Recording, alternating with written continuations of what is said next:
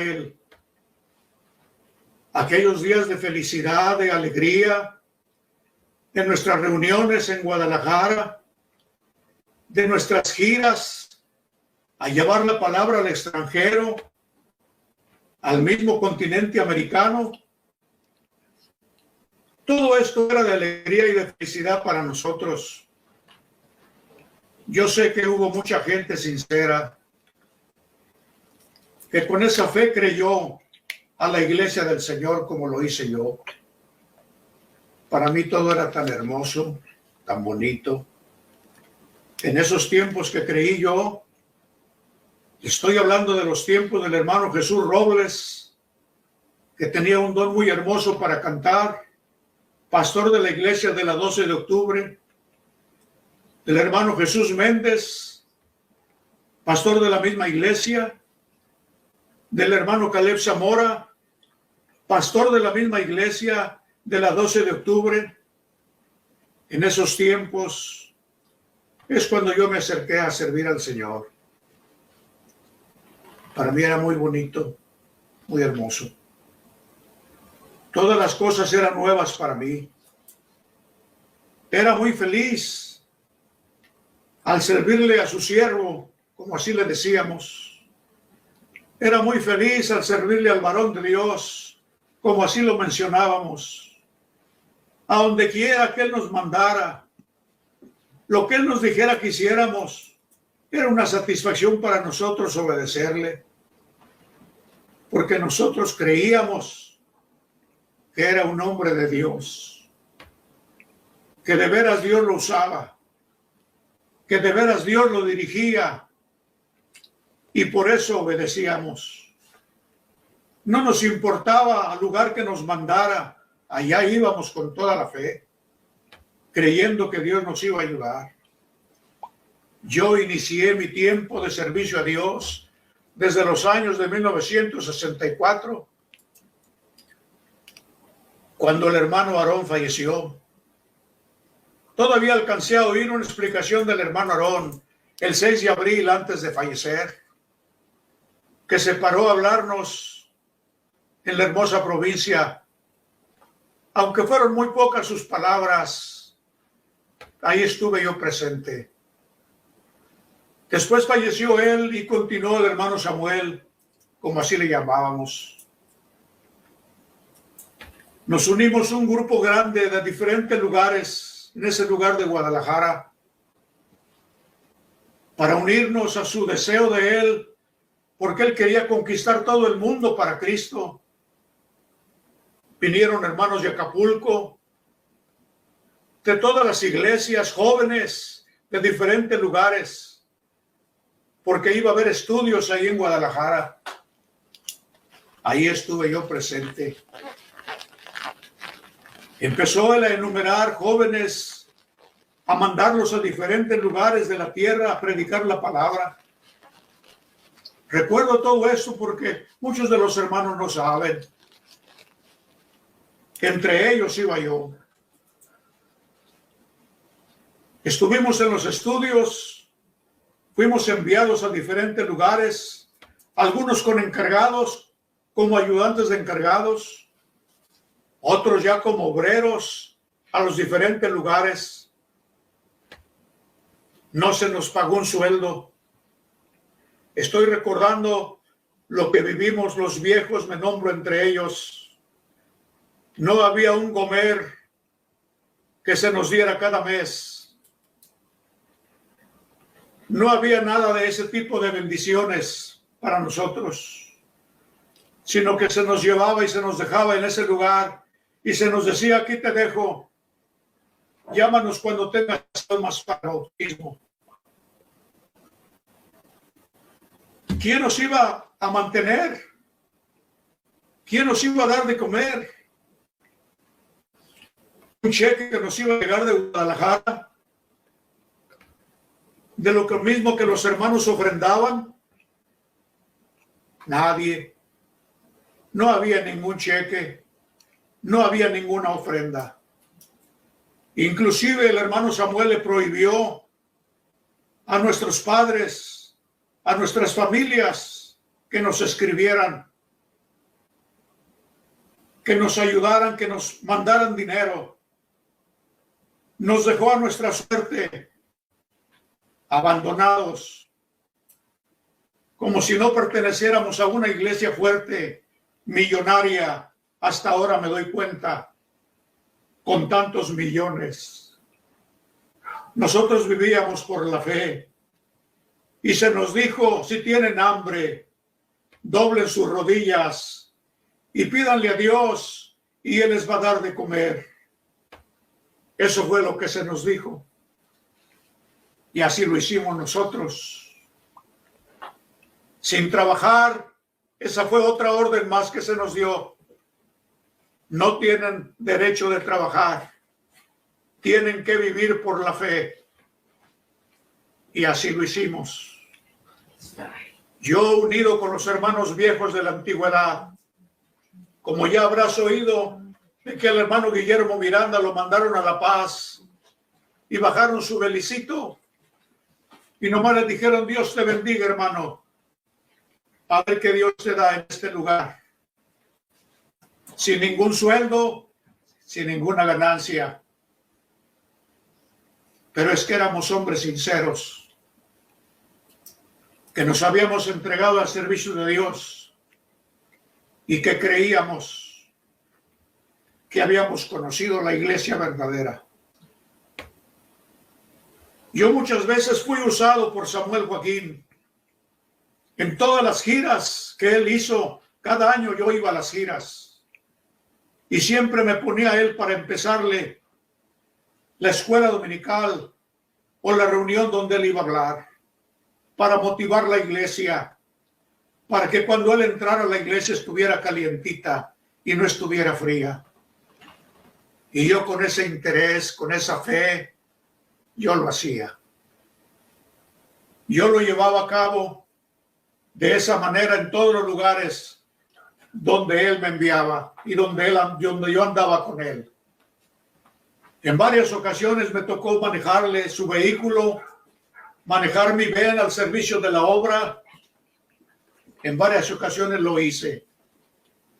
Era muy feliz, no lo niego. Para que no vaya a decir alguno, es que así era ya desde que entró. No, yo era muy feliz. Vivía muy contento en la iglesia a la luz del mundo. Pero es que yo era miembro, por eso era feliz. No me daba cuenta lo que había detrás del telón, detrás de la cortina. Yo no sabía la vida que vivían los encargados cercanos a él. Yo no sabía la vida que vivía Samuel Joaquín. Yo no lo sabía. Yo a veces digo, tan feliz que vivía, mejor no hubiera andado al lado de él. Mejor no hubiera conocido yo el otro lado de la moneda. Pero no sé si diré gracias a Dios que conocí el otro lado de la cortina. Empezó él a tenerme confianza. Los encargados empezaron a tenerme confianza. Inmediatamente me ungió él como diácono, muy pronto, después de que anduve ya en la obra. Anduve yo de obrero muchos años con el hermano Pedro Estrada, con el hermano Leandro Ramírez, con el hermano Guadalupe Hernández. Y así como ellos, muchos años anduve yo al lado de ellos. Pero había cosas que yo empezaba a ver y brotaban dentro de mi cabeza. ¿Qué pasa aquí? Si yo veo que todos aquellos que abandonan la iglesia, que se retiran, yo los veo cómo los tratan de rateros, dicen que le sacan sus trapitos al sol, que son puras mentiras. De esa manera los tratan, les niegan la iglesia toda el hablar, a sus familias se las dividen. Y a mí se me hizo extraño cuando fuimos a reemplazar a Abel el hijo del hermano Aarón, Abel Abelar, a ese lugar de Orizaba, Veracruz, a ese lugar de Maravillas, Estado de México. Nos fuimos a reemplazar el Pedro Estrada y yo, porque él se había llevado la iglesia entera. Nos dejó como 2 banquitas nomás de hermanos. Yo iba a dar mi servicio militar a la capital de México y en una de las idas se me hacía extraño que llegó Abel y Ana, Joaquín y Joaquín Chi lo recibieron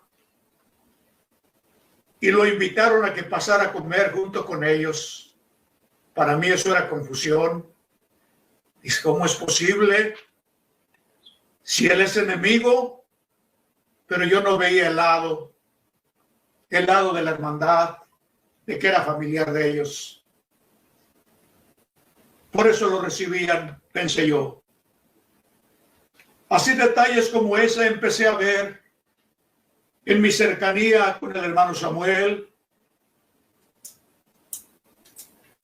En una ocasión, cuando fui al baño con él, me pidió la valija, yo se la presté, fue al baño, fuimos con él, esculcó mi valija y dentro de la valija encontró un magazine de pornografía y me dice: Isaías, ¿tú ves pornografía? Dije: hermano, me sonreí yo. No, hermano, yo no veo pornografía. Ese magazine es del hermano José Chávez, su cuñado, el esposo de María Joaquín. Él es el que ve pornografía, no yo. Ah, dijo, está bien. Y ya no siguió comentando nada. Así se iban asimilando las cosas en mi vida, en la obra, día tras día, día tras día. En una ocasión que manejaba la VEN en Los Ángeles, porque siempre que él iba a Los Ángeles, yo estaba de encargado en la iglesia de Santa María, California, y me llamó para que estuviera allí. Yo lo llevé a un centro comercial en mi VEN, llevé a la hermana Eva, llevé a la nena, los bajé, y después de que nos bajamos de la VEN, entramos adentro al centro comercial. Ya él sacó dinero y le dio dinero a la nena, le dio dinero a la hermana Eva para que gastaran. Y yo ya me retiré, ya vi que no hacía falta yo allí, me retiré. Pero siempre al ir caminando, volteé para atrás, dije, por algo que se le ofrezca a su siervo, como así pensábamos. Qué sorpresa para mí. Y qué decepción. Que diga la nena abrazada de la cintura, besándola en la boca. Que no es posible. No puede ser. Estoy viendo mal. No, no estaba viendo mal. Era verdad lo que yo estaba viendo. Pero mi corazón se negaba a aceptarlo. No puede ser. Si Él es el hombre de Dios. Él es el que dirige nuestra vida. Él es el que nos va a llevar al reino de los cielos. Y así pasaban las cosas. Me puso de encargado de todos los incondicionales. Yo fui encargado de todos los incondicionales. Antes de este que habló del sueño, de que le leyó la carta a Nazón del hermano, dice que había tenido sueño. García Granados. García Granados. Antes de él, yo había sido el encargado de todos los jóvenes, de todos los incondicionales. Yo me daba cuenta de sus problemas, de las hermanas que había casado con los hermanos. Algunos de ellos tenían costumbres afeminadas, pero pues a él no le importaba. Yo me empecé a dar cuenta, no necesitaban hombre ellas, porque cuando ellas llegaban a Guadalajara, quien se encargaba de consolarlas era él. Muchas de ellas, antes de que él saliera afuera a que nosotros lo saludáramos del ósculo santo, ya en el cuartito que estaba antes de entrar a la casa grande, en el lado izquierdo había uno y en el lado derecho otro. Ya una de las incondicionales ya le había hecho sexo oral. Así que cuando él salía y se paraba muy contento, extendiendo la mano para que se la besáramos, ya una incondicional le había hecho sexo oral. Y él con aquella sonrisa, con aquella alegría que nos recibía. Pero nosotros no sabíamos la vida que él llevaba. Hasta que empezamos de esa manera, empecé yo a acercarme a los incondicionales y ya me platicaban sus problemas que tenían. Él no necesitaba ir a ver qué pasaba en las iglesias, porque las esposas de los incondicionales eran sus ojos. Ellas eran las que llegaban y se reportaban con él. Hermano, la iglesia está de esta manera y de esta otra. Y ellas eran las que se encargaban. Si su esposo cometía alguna cosa mala, inmediatamente se la platicaban a él. Y de esa manera él se daba cuenta de cómo caminaban las iglesias. Nada de que de que él conocía los corazones, como algunos hermanos creen. Nada de que él conocía el corazón y traspasaba el cuerpo y lo conocía.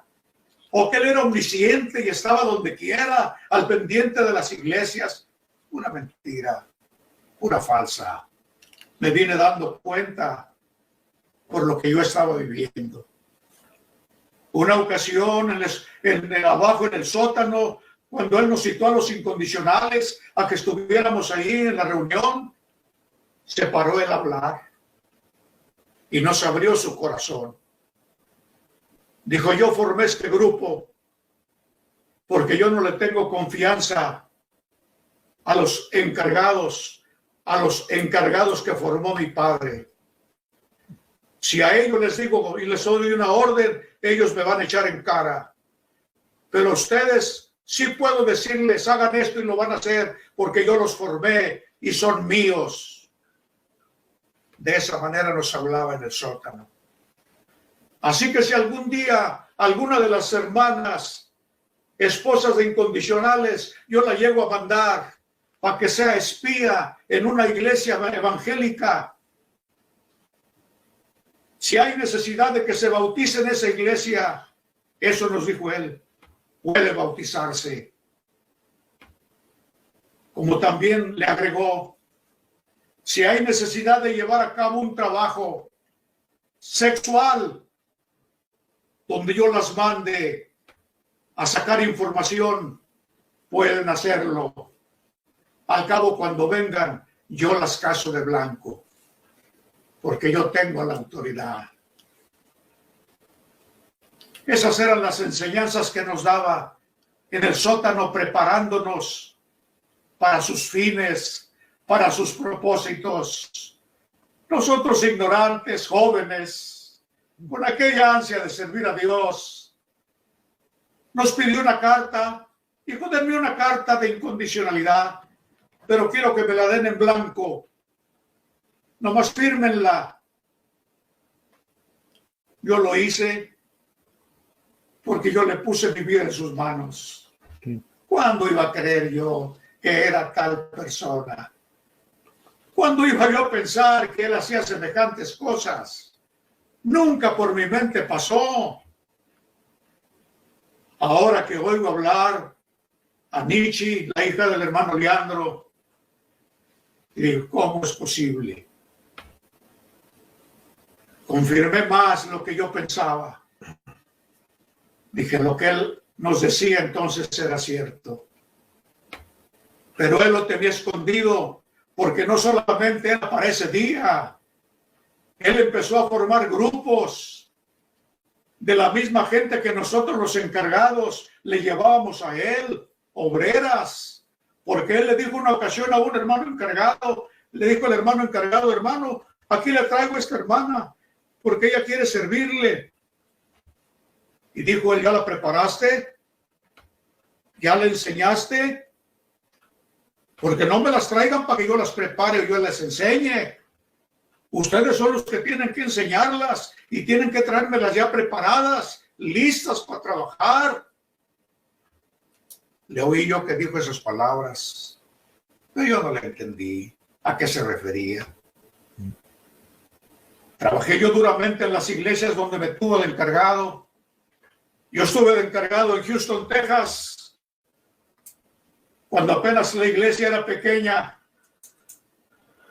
y que solamente un hermano diezmaba nada más. De los 15 o 20 hermanos que había. Pero mi sueño era muy grande. Yo quería tener una iglesia a la orilla del freeway, del X-Tex Freeway, para que toda la gente cuando pasara nos viera y dijera: está la luz del mundo. Esa era mi fe.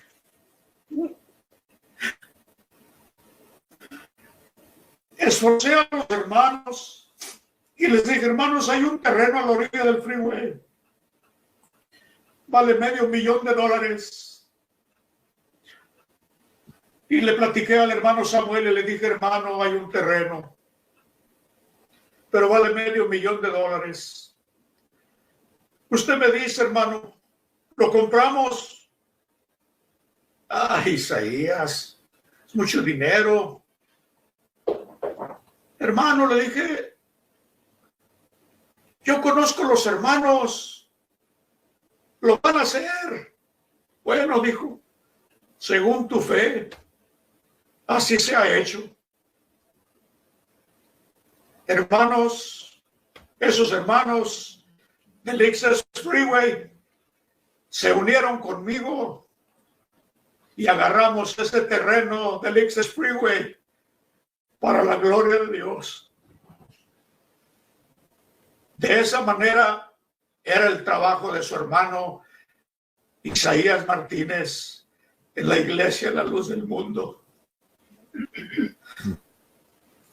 En Guadalajara se estaba construyendo el templo y había necesidad de una pluma para que levantara las cosas pesadas. Y yo animé a los hermanos a que nos uniéramos a esa ofrenda.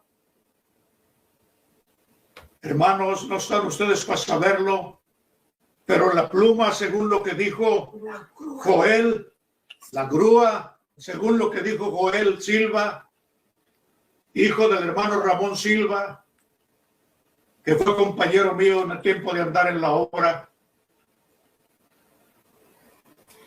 que esa pluma había costado $50,000. Esa grúa, $50,000. Nosotros le llevamos, yo personalmente, en un briefcase, en un valise de mano, le llevé personalmente desde la iglesia de Houston hasta Guadalajara. Puse a él obreras, porque él le dijo una ocasión a un hermano encargado, le dijo al hermano encargado: hermano, aquí le traigo a esta hermana, porque ella quiere servirle. Y dijo él: ¿ya la preparaste? ¿Ya le enseñaste? Porque no me las traigan para que yo las prepare o yo les enseñe. Ustedes son los que tienen que enseñarlas y tienen que traérmelas ya preparadas, listas para trabajar. Le oí yo que dijo esas palabras, pero yo no le entendí a qué se refería. Trabajé yo duramente en las iglesias donde me tuvo de encargado. Yo estuve de encargado en Houston, Texas, cuando apenas la iglesia era pequeña y que solamente un hermano diezmaba nada más. De los 15 o 20 hermanos que había. Pero mi sueño era muy grande. Yo quería tener una iglesia a la orilla del freeway, del X-Tex Freeway, para que toda la gente cuando pasara nos viera y dijera: está la luz del mundo. Esa era mi fe.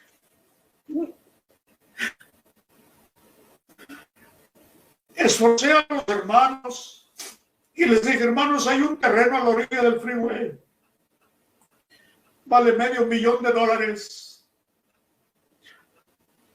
Y le platiqué al hermano Samuel y le dije, hermano, hay un terreno, pero vale $500,000. Usted me dice, hermano, ¿lo compramos? Isaías, es mucho dinero. Hermano, le dije, yo conozco los hermanos, lo van a hacer. Bueno, dijo, según tu fe, así se ha hecho. Hermanos, esos hermanos del Access Freeway se unieron conmigo y agarramos ese terreno del Access Freeway para la gloria de Dios. De esa manera era el trabajo de su hermano Isaías Martínez en la iglesia La Luz del Mundo. En Guadalajara se estaba construyendo el templo y había necesidad de una pluma para que levantara las cosas pesadas. Y yo animé a los hermanos a que nos uniéramos a esa ofrenda. Hermanos, no están ustedes para saberlo, pero la pluma, según lo que dijo Joel, la grúa, según lo que dijo Joel Silva, hijo del hermano Ramón Silva, que fue compañero mío en el tiempo de andar en la obra, que esa pluma había costado $50,000. Esa grúa, $50,000. Nosotros le llevamos, yo personalmente, en un briefcase, en un valise de mano, le llevé personalmente desde la iglesia de Houston hasta Guadalajara. Puse en sus manos $40,000 para la grúa. Esa era mi fe, hermanos de La Luz del Mundo. Ese era el hermano Isaías que ustedes conocieron. Ese era aquel que hablaba y que me dijo una vez el hermano Samuel, Isaías, ya no hagas llorar a la iglesia. Yo dije dentro de mí, ¿qué no sabrá él que quien la hace llorar no soy yo? Porque no preparo lo que voy a hablar.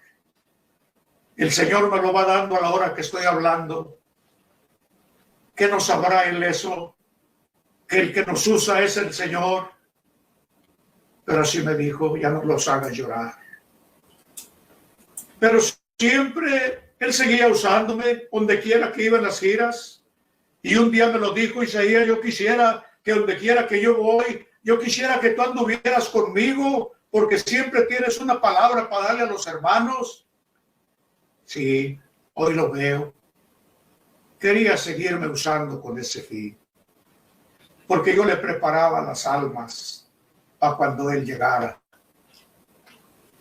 Le preparé obreras. Ellas querían trabajar por el Señor. Pobrecitas. Yo las preparé doctrinalmente. Le preparé una alma de ahí, de ese lugar de Nuevo Laredo, y se la llevé a Guadalajara. Le preparé una alma de ese lugar de Santa María y se la llevé a Guadalajara. Le preparé otra alma, otra joven. Todas estas eran jóvenes de ese lugar de San Antonio, Texas, y también se la llevé a Guadalajara. Hasta después me vine a dar cuenta cuál era la preparación que él quería que yo hiciera en ellas, pero yo nunca las preparé en ese lado sexual. Él tenía su gente en Guadalajara, aparte, para preparar a las jóvenes sobre esa área de la sexualidad. Ahí estaba Aide, preparándolas. Ahí estaba la hermana Carmen Rodríguez, una hermana muy vieja, que colaboró al lado del hermano Aarón Joaquín Ahí estaba la hermana Luisa Pedrosa, otra mujer también que colaboró en tiempo del hermano Aarón y que vivían en su casa. Aparte de ella, otra, Marta López. Aparte de Marta López, había otra hermana que también, Luz Barajas, Aidea Velar. Aparte también, había estado también ahí entre el grupo del hermano Aarón, había estado también Angelina Coronado, que para cuando yo entré, ya ella se había ido para el norte y lo había dejado. Y cómo le dolía, cómo le dolió al hermano Aarón. Aún inclusive de Barajas, cómo le dolió, a tal grado que cuando ella quiso regresar no la recibió. Tuvo que andarse arrastrando para fin de que Samuel Joaquín pudiera darle bienvenida y la recibiera. Todo ese grupo siempre se valió al hermano Aarón, de gente de esa, que le servían a él. Muere el hermano Aarón y ahora sigue el hermano Samuel. Él va a cambiar las cosas, las va a hacer diferentes. No fue así. Él tenía su grupo de las Avelar a su lado. Entre ellas tenía ahí una doctora que le ayudaba para cuando las mujeres salían embarazadas, pudiera darles algo para que abortaran. Tenía todo el círculo muy bien armado. Él creía que no lo sabíamos. Una ocasión que llegué yo a su casa de la Jericó, Aide le estaba gritando muy feo. Gritos que solamente se los hace la esposa al marido. Y yo me sorprendí, dije, pues, ¿qué es eso? Y me dice él, hoy las Isaías, hoy cómo me tratan. Pues cómo no lo iban a tratar así si eran su hombre. Por eso le hablaban con esa confianza. Luego me dice en una ocasión de las idas a su casa, me dice, oye Isaías, tengo un problema muy grande con mi hijo. Con mi hijo Asael. ¿Qué problema tiene, hermano? Muchachos que, pues yo pienso que aprendían muy bien la lección al lado de quien vivían. Si era Asael, llegó a Houston a que le ayudáramos a comprar sus computadoras para el negocio que iba a abrir. Allí mismo en la Pablo Valdés, una agencia de viajes a costillas de nosotros, de las iglesias de alrededor. Ellos no ponían nada de dinero, todo lo sacaban de uno. Hablo ahora del otro, de Benjamín, otro vividor igual. Llegaba a Houston con aquella carita de humildad y adrede se llevaba las botas viejas agujeradas de la planta de abajo y me las enseñaba. Hermano, dice, ¿usted cree que sea justo que el hijo del siervo de Dios ande con esos zapatos? Buenos para quitarle a la gente el dinero. Pues vivían de ella, se sentían dueños de la iglesia.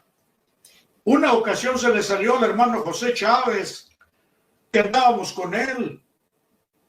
Le pregunté yo, hermano José Chávez, soy del hermano José, ¿y ustedes cómo le hacen con eso de los diezmos? ¿Ustedes le mandan los diezmos a Guadalajara al hermano Samuel?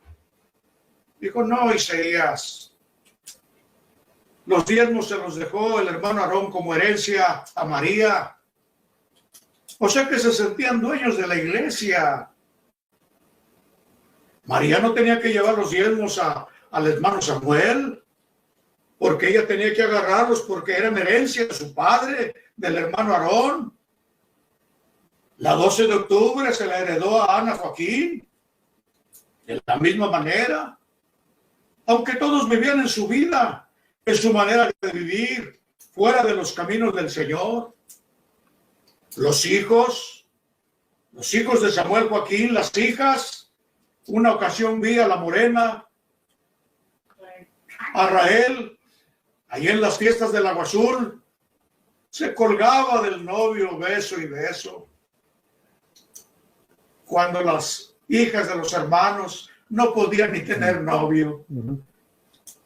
Se les prohibía que tuvieran novio y si acaso lo tenían nomás unos 3 meses y ya cásense. Pero esta ley nomás era para el pueblo. Como dijo Benny, nosotros los encargados nomás somos los camellos, somos los que llevamos a los jefes arriba. Nosotros nada más somos los transportadores. Eso es todo. Así nos veían a todos los encargados como camellos nada más. Y tan nos veían de esa manera que nos prohibió que tuviéramos casa. Pero los que no eran incondicionales, especialmente los de su familia, infórmense a ver a nombre de quién están sus casas, las de Los Ángeles, de todos los lugares donde hay iglesias. Infórmense a ver quiénes son los dueños. Últimamente todavía supe yo que uno de sus hijos andaba por allá, por Colombia, por Centroamérica, tratando de poner los terrenos, los que estaban a nombre de Samuel Joaquín, a nombre de ellos, porque no querían quedarse sin herencia. ¿Qué es lo que quiero dar a entender con estas palabras, con este palabrerío? Que a ellos les importaba solamente su bienestar económico.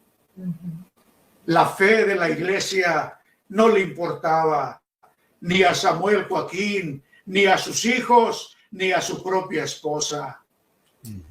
Su propia esposa agachaba la cara, agachaba la vista cuando llegaban las jóvenes y subían las escaleras para ir al segundo piso. Ya le tenía prohibido Samuel Joaquín que ella subiera cuando llegaban a visitarlo a él. Ella ya sabía por qué, pero ella lo callaba. No sé por qué sería. ¿Sería porque comía de allí? ¿Sería porque veía el futuro? ¿Sería porque veía la honra de la iglesia para ella? I don't know. No sé cuál sería la causa, pero ella lo hacía. Guardaba silencio. Una ocasión que por primera ocasión los encargados le íbamos a felicitar en la casa grande, se me hizo tan duro la forma que le habló el hermano Samuel. Le dijo: Eva, quiero que estés consciente que los hermanos encargados que vienen a saludarte ahorita, vienen a saludarte porque yo les di permiso, pero quiero que sepas una cosa: el día que tú me seas infiel, el día que tú no hagas lo que yo te ordeno, ese día te vas a quedar sin heredad cual ninguna. ¿Cómo estaría entonces la hermana? Hagámonos la pregunta, ¿cómo sería su movimiento de la hermana Eva al lado del hermano Samuel? Ella tenía que hablar cuando él le dijera que hablara, tenía que moverse cuando él le dijera dónde se moviera, qué hacer, lo que tenía que hacer. Era un papi nada más, era un títere nada más de él, y él la usaba para aparentar delante de las autoridades, delante de la iglesia, que tenía una gran esposa fiel, no sabiendo que a lo mejor estaba amenazada por él mismo. ¿Cuándo veían ustedes que la hermana Eva hablara o se dirigiera las palabras? Nunca. 2, 3 palabras y se iba. Vayan, Samuel los quiere. Samuel, pero lo curioso es que de los encargados ninguno subíamos para arriba. Nomás las mujeres. Nada más. ¿Por qué nomás las mujeres? Me lo preguntaba yo. Y todo esto yo lo iba echando al morral. Todo esto yo lo iba guardando. No, dije, esto no es de Dios. Una ocasión lo acompañé yo ya había oído yo el testimonio de Padilla, de qué manera lo habían acuchillado y lo habían casi matado a puras cuchilladas, puras puñaladas. ¿Cómo había sufrido esa circunstancia?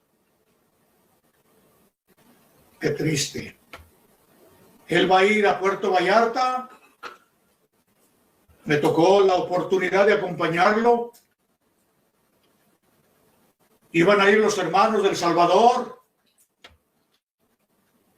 Llegó el hermano Valdés y le dice, hermano Pablo Valdés, Sammy, ya están los hermanos del Salvador aquí. ¿Qué hago con ellos? No, dijo, no los dejes venir para acá. Ahí entretenlos, allá de aquel lado, que no vengan para acá. ¿Por qué no quería que estuvieran allí, gozándose los santos, al lado de su Señor, como le llamaban ellos? Joaquín Chis endulzaba las palabras, mi amo, mi Señor, le decía Joaquín Chis. ¿Cómo no le iba a decir mi amo? ¿Cómo no le iba a decir mi Señor? Si le aparceró su adulterio. ¿Cómo no le iba a decir mi amo y mi Señor? Si él tuvo una hija o un hijo con una hermana de ahí de la provincia. De esa situación se movían las cosas dentro. Los cantos los cambiaron. Primero eran a nombre de el hermano Aarón, después del hermano Samuel. Los cantos decían en sus palabras, llamándole profeta al hermano Samuel. Y un día que lo estaba cantando yo, el canto, y decía profeta, le voy viendo que ya no decía profeta, y ahora decía apóstol. Y dije, recio, caray, pues ¿cuándo fue este cambio que ni cuenta me di? ¿Sabes quién era el que se encargaba de hacer los cambios en el himnario? Otro parcero, otro que se encargaba del himnario. ¿Cómo se llamaba este hermano? Que se encargaba del arreglo de los himnarios, Alfonso Herrera. Él era el que se encargaba a los arreglos de los himnarios. Él le había cambiado el nombre. Y ahora era apóstol ya era apóstol. Y ya de ahí en adelante, a cual más de los encargados trataba de buscarle, a ver cómo lo tratan de elevar más y más, dándole más honra y más honra. Y todos se esmeraban por buscar en la Biblia, a ver de qué manera lo ensalzaban. Uno de los ignorantes de ellos, encargado de la iglesia de Fresno, California, no llegó al grado de decir que Samuel Joaquín era Dios con nosotros. ¡Qué barbaridad! El hermano Victorín, con nosotros Dios, Él es Dios. Yo sé que esto va a ser una bomba, dijo él. Lo que quiero dar a entender, vean ustedes la manera como entre los encargados lo iban tratando de elevar más y más. ¿A cuál más? No sé por qué lo harían. ¿Querrían que lo sugieran de pastores? ¿Querrían que lo sugieran de diáconos? No sé yo cuál sería el plan de ellos. ¿Querrían que los mandaran a iglesias grandes? No sé yo cuál sería el plan de ellos. Pero algunos de ellos, cuando estaban en las iglesias, no solamente el siervo del Señor abusaba de las jóvenes. Al verlo los encargados que su siervo hacía semejantes cosas, ¿por qué no hacerlo ellos también? Había un encargado que ahorita no recuerdo el nombre y que por cierto ya no vive. ¿Qué diría yo? Gracias a Dios que ya no vive, porque él abusaba de las hermanas de una manera muy vergonzosa. Las reunía dizque para darles estudio en mesa redonda Y el muy sinvergüenza se quitaba el zapato y le metía su pie en medio de las piernas para tocarle sus partes privadas. Ese era el tipo de encargados que se estaba formando en la luz del mundo. ¿Pero por qué era esto? Había alguien en alguien que lo veía. Era su santo siervo. La diferencia era que su santo siervo no tenía ley y nosotros sí la teníamos. Nosotros no podíamos tener jóvenes en la casa pastoral. Nosotros no podíamos tener ayudantes en la casa pastoral, ni quien nos lavara, ni nos planchara, ni quien nos hiciera la comida en la cocina. Ah, pero sus hijos sí, su familia sí, todos ellos. ¿Qué te da a entender, iglesia del Señor? Que nomás nos estaban usando para el servicio de ellos, pero no lo veía, yo no lo veía, hasta que fueron acumulándose las cosas que yo veía cada día, hasta que ya no aguanté. Dije, esto no puede seguir así. No podemos seguir permaneciendo en este movimiento. Mi esposa sabía de muchas cosas, pero ella nunca me las dijo. Nunca. Guardó silencio y nunca me dijo que Samuel Joaquín andaba detrás de ella. ¡Qué vergüenza! No se consolaba con las tantas mujeres que tenía allí. Quería una más. Quería una más. ¡Qué tristeza! Pero nunca me lo dijo mi señora. Pero yo lo notaba en las giras. ¿Sabes qué hacían las giras? Yo veía al hermano Sergio Martínez, que lo mandaba con su esposa a las iglesias, a visitar las iglesitas, las obras. Yo veía al hermano José Aguilera, que lo mandaba con la hermana Teresa a visitar las obritas, y junto con ellos iba uno u otro hermano o hermana. A mí nunca me mandaba con mi esposa. A mí me mandaba con grupos separados y su esposa la nombraba en el grupo de él. Yo no sabía por qué. Es que él estaba trabajando en ella. Él quería ver si algún día ella se entregaba a él. Y no solamente trabajaba él con ella, tenía sus ayudantes. Allí estaba la hermana Carmen con sus consejos. Anita, tú no estás casada con Isaías. Tú estás libre de él. Dándole a entender que si ella aceptaba al hermano Samuel y si le daba su cuerpo, no pecaba.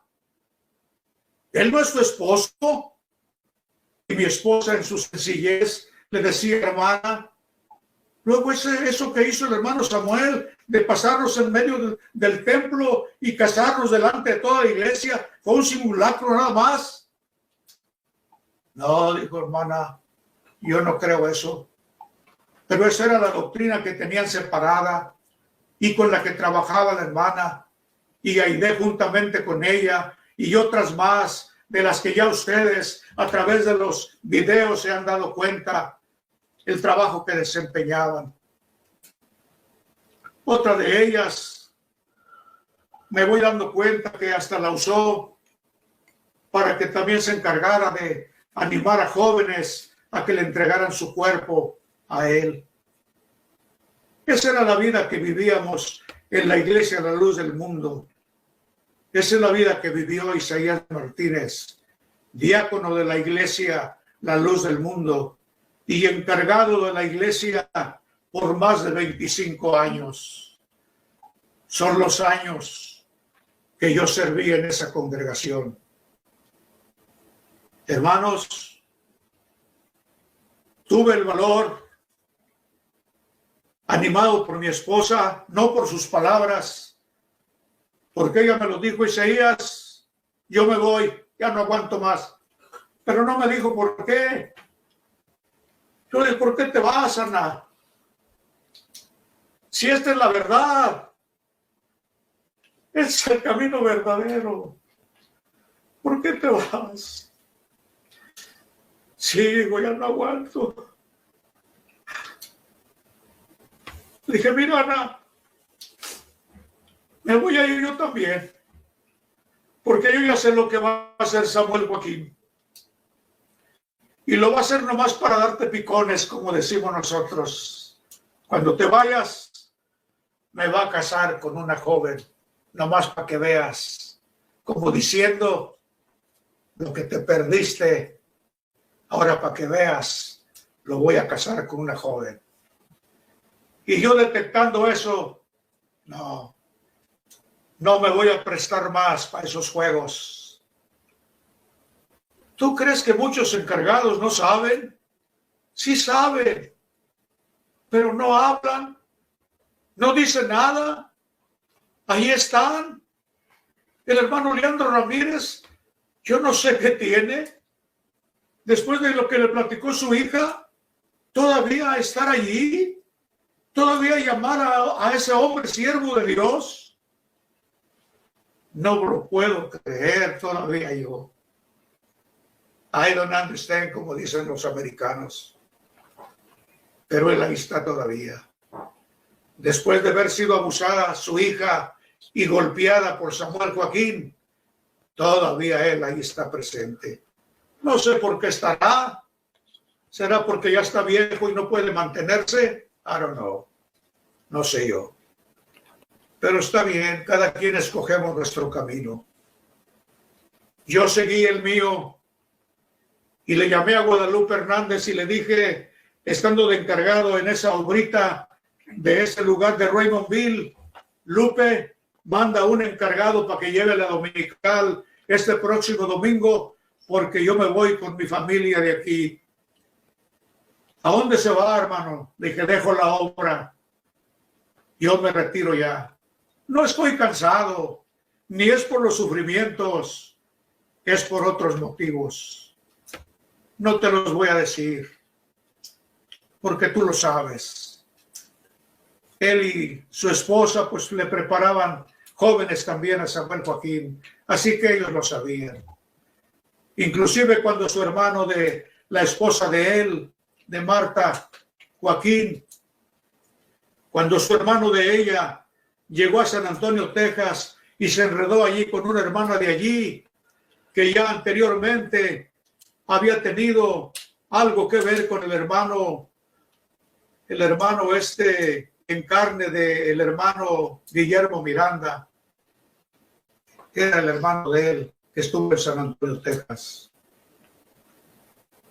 Así que llega este joven, envolvió a la hermana, teniendo su esposa en Guadalajara.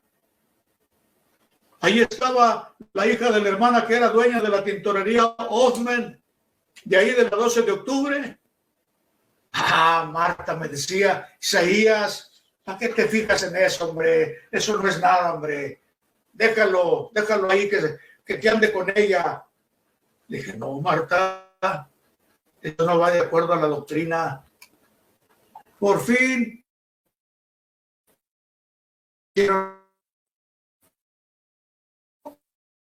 al segundo, eran ellos. Pero cuando este hermano Perfecto Ramírez y llegó Perfecto Ramírez y empezó a visitar la iglesia, yo lo recibí, porque para eso nos mandan, para tratar de salvar las almas con la doctrina y el evangelio. ¿Cómo no, hermano? ¿Usted puede seguir viniendo? Yo conocí a la güera, la esposa de él. Conocía también con la mujer que él llevaba, nueva. Yo no soy quien va a hacer juicios.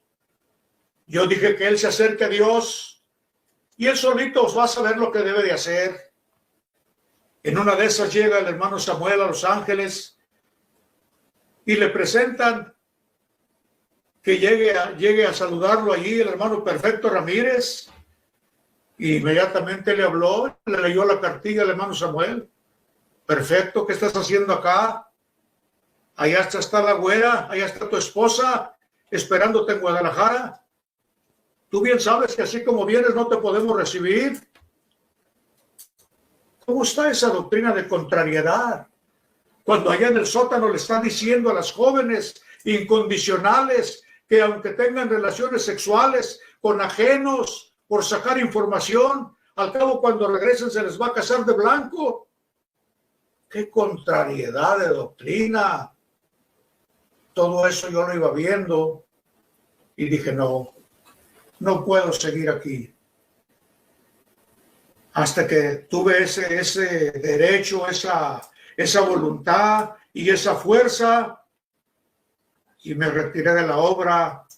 Hermanos de la luz del mundo, que muchos de ustedes me preguntaban por qué se salió el hermano Isaías. Ha de haber habido algo pesado. No supimos por qué se fue. No supimos. Yo sabía lo que me estaba enfrentando. Lo que me duele es que jalé conmigo a mis hijos, jalé conmigo a mis hijas y me uní a mi esposa a ese fin. Inmediatamente mandó unas cartas él a todas las iglesias que no me recibieran porque yo era enemigo del siervo de Dios. No me acepten en sus iglesias. No es que era enemigo, es que le estaba preparando las iglesias para que si yo llegaba a hablar, ninguno me oyera, ninguno me recibiera, sino me cerraran las puertas, como hasta el día de hoy lo han hecho. Mi propia familia, quiero que sepan, para conocimiento de ustedes, nosotros nos venimos ilusionados de que nuestra familia en Martínez, California, nos iban a recibir. Hasta allá llegó el poder de Guadalupe Hernández, sin que ellas fueran ni miembros fieles de la iglesia. La cizañó para que no nos recibieran. Así que no nos recibieron en donde creíamos nosotros que íbamos a recoger y a tomar asilo. Esa fue nuestra vida después de dejar la obra. Hicimos cenar ahí en la hermosa provincia y fuimos a una pozolería que está en la esquina de Esteban a la Torre, donde daban vuelta los camiones, porque era la única pasada. Y la hermana le sirvió a mi hermano David Martínez y a mi hermana Genoveva Ramos su pozole, y a mí no me sirvió. ¿Por qué no me sirve a mí, hermana? Le dije yo. A usted no le sirvo, malvado, porque usted es enemigo del siervo de Dios. Toda la iglesia se volteó en contra de mí. ¿Qué mal había hecho yo? Yo no había hablado nada de él.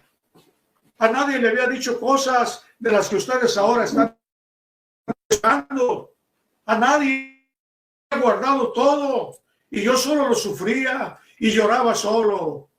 Sí, no lo niego como muchos de ustedes. Uno de ellos, no sé si se acuerdan de Manolo, uno de los primeros creyentes de allá, de ese lugar, de España, lo casaron con la nieta de la hermana María Joaquín. ¿Cuál sería la idea?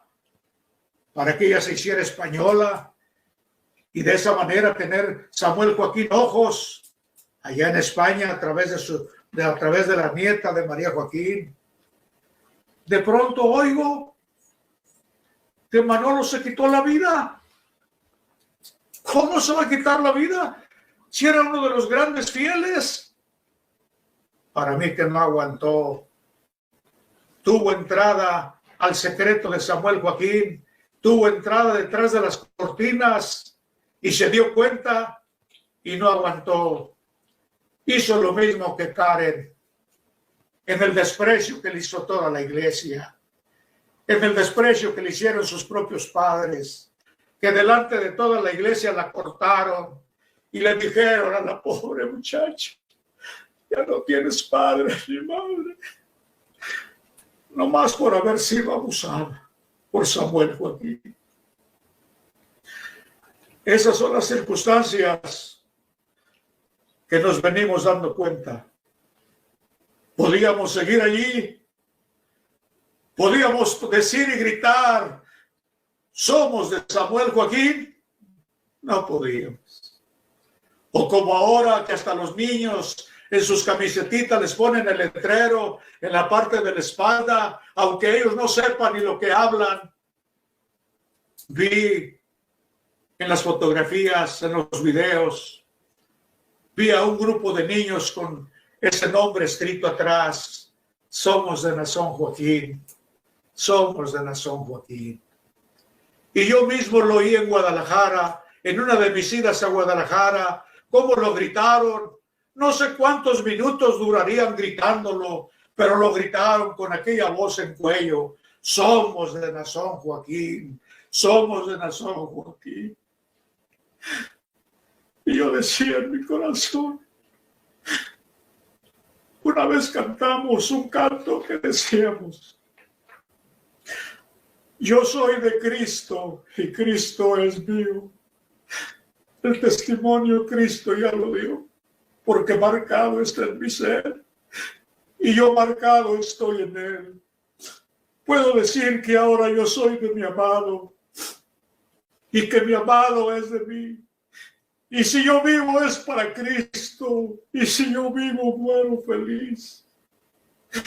Esos eran nuestros cantos. Imaginen lo que sentí cuando voy oyendo que dicen, somos de Nación Joaquín, somos de Nación Joaquín. Dije, no puede ser que hemos llegado a estos grados. Y para colmo de males lo oigo a él todavía hablar y decir con aquella soberbia, que diciendo que él es nuestro Señor. Y en la Biblia yo leo, aunque haya muchos que dicen dioses en la tierra y señores, nosotros empero no tenemos más que un Dios y un Señor Jesucristo. Y voy oyendo que dice Nazón, yo soy su Señor. Esas sus palabras, soy su Dios. ¿Qué no creen que yo puedo hacer milagros? Hoy, ese yo puedo hacer milagros. Eso nunca lo mencionó Pablo. Ese nunca lo mencionó ninguno de los apóstoles. Ellos dijeron, este hombre paralítico, ¿saben por quién fue sanado? Por el nombre de Jesucristo. No dijeron, fue por mi nombre. Yo, Pedro, por mí, él anda caminando. Yo soy el que lo sanó. Empezó su hermano a ver todas esas cosas y confirmando que los dirigentes que dirigían nuestras almas no eran los que nosotros creíamos. Y me acordé de las escrituras de Cristo, hermanos de la luz del mundo. Estas palabras las habló el Señor Jesucristo hace 2000 años, como que Él sabía lo que nos iba a suceder ahora. Dijo, porque se levantarán falsos cristos y falsos profetas y engañarán, si es posible, aún a los escogidos. ¿Cuándo me iba yo a imaginar que Ana Razo, una obrera de aquellos años del hermano Aarón, cuándo me iba a imaginar que una ocasión que estaba yo con él, con el hermano Samuel, dentro de la casa grande, saliera Ana Razo adelante, hacia afuera, y se doblara las rodillas a la hora que iba a pasar Samuel Joaquín, y se le encara? Claro, por lógica, ¿ustedes creen que Samuel Joaquín vino a permitir que se le encara ante él? Si había mucha gente que lo estaba viendo. Pero en lo particular, ¿cuántas cosas hizo? ¿A cuántas jóvenes no dañó? No son cientos, son miles de jovencitas. Tuvo el valor de dañarlas. Ahora su hijo, de la misma manera. ¿Por qué creen que no le guardaban respeto sus hijos? Hablo de Asael. ¿Saben qué me dijo el hermano Samuel en su casa acerca de Asael? Dijo Isaías, quiero pedirte un favor. Dámele un consejito a mi hijo Asael. Fíjate que él no cree en mí. Él no cree que yo soy siervo de Dios. Él cree que soy un dirigente como todos los magnates que mueven masas, nada más. Pero siervo de Dios, él no me ve como tal. Ahora está la pregunta, ¿por qué no lo veía como tal? ¿Quiénes son los que conocen nuestra vida como padres y no son nuestros hijos? Ellos son los que conocen nuestra vida. Él conocía la vida de Samuel Joaquín. No podía verlo como siervo de Dios. Como castigo, se lo mandó a Guadalupe Hernández a Houston. Nomás le diera techo, pero que él se solventara sus necesidades como un castigo. De esa manera. Así vivía Samuel Joaquín dentro de su propio hogar, con sus propios. Pero él no le importaba. Él sabía esto. Pero nosotros, como tiempo del mundo, ya nuestro Señor nos lo había advertido, pero nunca lo creíamos. Íbamos a platicar con los evangélicos y para nosotros los falsos eran ellos. Para nosotros los falsos profetas eran los de las demás organizaciones. Nosotros éramos los de la iglesia verdadera. Nosotros éramos los que íbamos a descubrir la falsedad en ellos y nos preparábamos con sus doctrinas para hacerlos quedar mal. Muchos se doblegaban, pero no aceptaban porque sus iglesias los mantenían como pastores y decían, ¿qué voy a hacer? ¿Quién me va a mantener? Pero así era la manera que se hacía en la iglesia de esa forma. Así trabajábamos, pero volteé yo la moneda ahora para el otro lado. Dije, yo ando predicándole dizque a los falsos. Y con el que vivo, ¿qué es? Y con el que vivo, ¿qué es? ¿Un apóstol? ¿Un profeta? ¿Un hombre de Dios? No. Si él fuera de veras lo que él nos dice que es, no haría semejantes cosas. ¿Y sabes por qué lo reafirmo? Por el texto que dijo Jesucristo, por sus frutos los conoceréis. Mucho tiempo escondieron la pata, pasaron largos años y nunca logramos ver la pata del lobo, nunca, hasta que a medida que iban pasando los años, la íbamos viendo. Hoy estamos confirmados que caímos en una iglesia falsa más, hermanos de la luz del mundo. Yo sé que les duele oír mis palabras, porque muchas veces yo lo hablé al revés, diciendo que esta era la iglesia del Señor. Pero es que todavía no veía lo que había detrás del telón. Hoy que lo conocí, me retiré de ella, de la iglesia de la luz del mundo, y ya tengo más de 30 años que ya no camino con la luz del mundo. Si a alguno le puede servir mi testimonio, tómelo. No trato de ganar adeptos, ni trato de levantar otra iglesia. No, solamente hablo lo que vi y hablo lo que oí. Aunque muchas veces nos impidieron que habláramos lo que vimos y oímos, pero como dijo un apóstol, no podemos dejar de hablar y de decir lo que nuestros ojos han visto y nuestros oídos han oído. Esa es mi palabra para todos ustedes, hermanos de la luz del mundo. Y hablo lo que oí.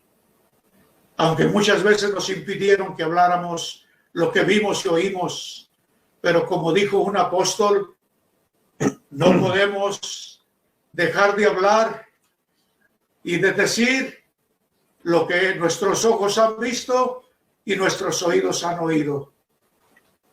Esa es mi palabra para todos ustedes, hermanos de la luz del mundo. Y de parte mía quiero decirles, su hermano Isaías, lo que recibió de predicación en el inicio, no lo he perdido. Tengo mi fe en Cristo. Él sigue siendo mi blanco. Estoy caminando todavía con Él. Y a mis hijos los estoy instruyendo que no pongan su fe en los hombres. Por eso nos decía el consejo, maldito el hombre que confía en el hombre. Por eso es que el Señor hablaba de esa manera, porque el hombre es mentiroso, el hombre es falso, el hombre es hipócrita, el hombre no es verdadero. Y nosotros lo vivimos, por eso ya no estamos ahí.